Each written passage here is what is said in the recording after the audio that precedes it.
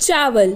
चावल नाम सुनते ही आंखों के सामने खीर और बिरयानी जैसे पकवान घूमने लगते हैं, मुंह में पानी आ जाता है। पर क्या आपने कभी सोचा है कि चावल आया कहां से? जंगली चावल की बात करें तो चीन और दक्षिण पूर्व एशिया के साथ भारत का पूर्वोत्तर हिस्सा इसका जन्म स्थान माना जाता है। यूनान के राजदूत मेगास्थनीज की लिखी ऐतिहासिक किताब इंडिका बताती है कि चंद्रगुप्त मौर्य के जमाने में चावल की बड़े पैमाने पर खेती होती थी।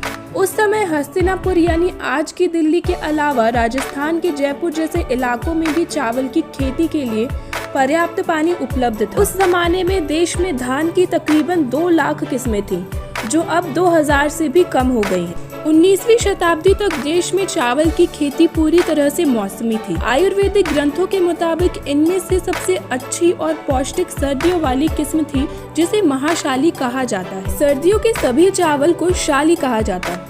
ये भी मान्यता थी कि ये चावल गर्मियों और मानसून में उगाए जाने वाले चावलों से काफी बेहतर था। महाशाली एक मोटा अनाज था। प्राचीन पाटलिपुत्र में ये सिर्फ राजघराने और उनके मेहमानों की थाली में ही परोसा जाता। एक रक्तशाली चावल भी था।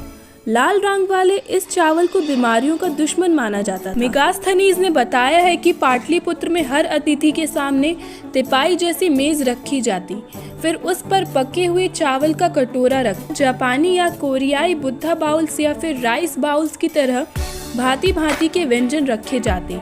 ये तरीका आज ग्लोबल लेवल पर काफी फैशनेबल है। उस समय चावल बिना पॉलिश के और सख्त थे। नए के मुकाबले पुराने चावल को पचाने में आसान माना जाता था। यही वजह है कि खाने के शौकीन आज भी पुराने चावल को ही महत्व देते हैं। अगर दक्षिण भारत की बात करें तो वहाँ 10वीं सदी के संगम साहित्य में चावल को पकाने और उसे खाने के फायदे का जिक्र है। दक्षिण में किण्वित चावल को रात भर भिगोने के बाद सुबह खाने की परंपरा थी, लेकिन उत्तर भारतीय आर्य संस्कृति ने इस तरह के बासी भोजन का रिवाज नहीं अपनाया। वैसे अब किण्वित भोजन को प्रोबायोटिक माना जाता है। किण्वित चावल कांजी को हाजमे के लिए फायदेमंद में बताया जाता है।